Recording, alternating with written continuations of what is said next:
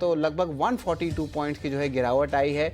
European union पर Trump बढ़ा सकते हैं टैरिफ। अब ये आंकड़ा जो है 10 से 30% का हो सकता है, तो उसके कारण फ्यूचर्स मार्केट में जो है गिरावट से ट्रेड कर रही है ग्लोबल मार्केट्स। वही गिफ्ट निफ्टी की बात करें तो 25,000 के पास सपाट है लेवल्स, और क्रूड वो भी रेंज बाउंड है 69 टू $70। ओवर द वीकेंड कुछ खास बड़ा जियोपॉलिटिकल टेंशन अनाउंसमेंट्स या ओपेक की तरफ से कोई कमेंट्री नहीं आई है, तो लार्जली एसेट क्लासेस एक छोटे से रेंज में जो है अभी भी ट्रैवल कर रहे हैं। और याद रखिए, अभी तो कोई बड़ा अनाउंसमेंट इंडिया और यूएस ट्रेड डील का नहीं देखने मिला है। निफ्टी हैवीवेट्स रिलायंस एचडीएफसी बैंक के मिले जुले नतीजे आए हैं, लेकिन अनुमान से बेहतर आईसीआईसीआई बैंक के नतीजे आए हैं। सारे पैरामीटर्स को बीट किया है। और एचडीएफसी बैंक की बात करें तो एक बहुत बड़ा अनाउंसमेंट आया है। अगर आप इनके शेयर होल्डर हैं तो 1:1 बोनस इश्यू और एक ₹5 का स्पेशल डिविडेंड भी अनाउंस किया गया है।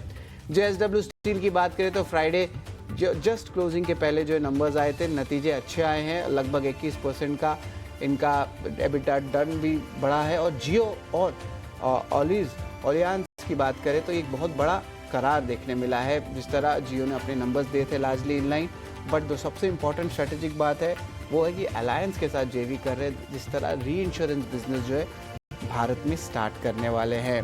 तो ये तो बाजार की 4 अहम बात हुई है। और इसके अलावा जो है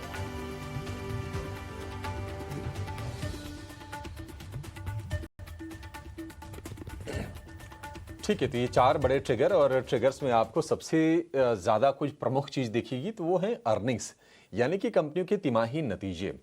और हम देख रहे हैं कि आईसीआईसीआई बैंक के नतीजे बहुत ही सॉलिड आए हैं। एचडीएफसी बैंक के भी नतीजे ऐसे कोई निराशजनक नहीं रहे हैं, बट मिक्स्ड नंबर्स रिपोर्ट किए हैं एचडीएफसी बैंक ने। और खुशखबरी ये है कि बोनस इशू और डिविडेंड का भी ऐलान किया है एचडीएफसी बैंक ने। रिलायंस के नतीजे मिले जुले, आय के फ्रंट पर थोड़ी सी निराशा है, अदरवाइज आप देखेंगे तो मुनाफा और मार्जिन तो अच्छा है। और जियो के नतीजे भी अच्छे रहे हैं रिलायंस के नंबर्स में। तो जरा इन चीजों पर आगे डिस्कस करेंगे, लेकिन पहले जरा ये समझ लेते हैं कि आज आपके लिए जो ग्लोबल क्यूज हैं वो किस तरह के हैं। क्योंकि आप देखिए गिफ्ट निफ्टी में गिरावट थोड़ी सी बड़ी है, 38 अंक नीचे गिफ्ट निफ्टी, उत्साह नहीं दिख रहा है। 24,994 यानी कि 25,000 के नीचे का आपको गिफ्ट निफ्टी दिखेगा। शरद, ये जो सुस्ती है गिफ्ट निफ्टी में, जरा बताएंगे कि इसके रीजंस क्या हो सकते हैं और अमेरिका से संकेत किस तरह के आए हैं? जी बिल्कुल अभिषेक, गुड मॉर्निंग। सबसे पहले मैं बात करूं कि थोड़ी देर पहले ही चाइना ने अपनी लेंडिंग रेट्स की अनाउंसमेंट की है, और वो अनचेंज रखा है जो लार्जली इनलाइन था, ताकि वो अपनी इकोनॉमी को बूस्ट कर सके। तो थोड़ा मेटल स्टॉक्स पे भी नज़र रखिएगा, थोड़ी देर पहले ही अनाउंसमेंट आई है।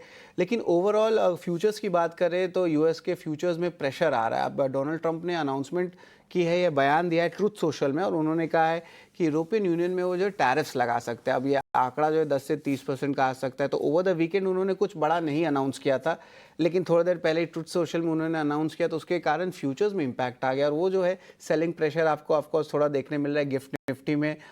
और रिलायंस के मिले जुले नतीजे भी आए हैं, तो एक इम्पैक्ट जो है यहाँ पे देखने मिल रहा है। लेकिन अगर आंकड़ों की बात करें तो फ्यूचर्स में जो है मिले जुले मूवमेंट्स आ रहे हैं। और 2 दिन की तेज़ी के बाद डाउ जोन्स देखें तो 140 अंक का गिरावट पर बंद हुई है। और 1 अगस्त से जो है इंपॉर्टेंटली टैरिफ चुकाने के लिए हार्ड हेडलाइन दिया गया है, हार्वर्ड लुटनिक ने कहा है। हालांकि 1 तारीख के बाद यानी कि 1 अगस्त के बाद भी नेगोशिएशन चल सकते हैं अलग अलग कंट्रीज़ के बाद।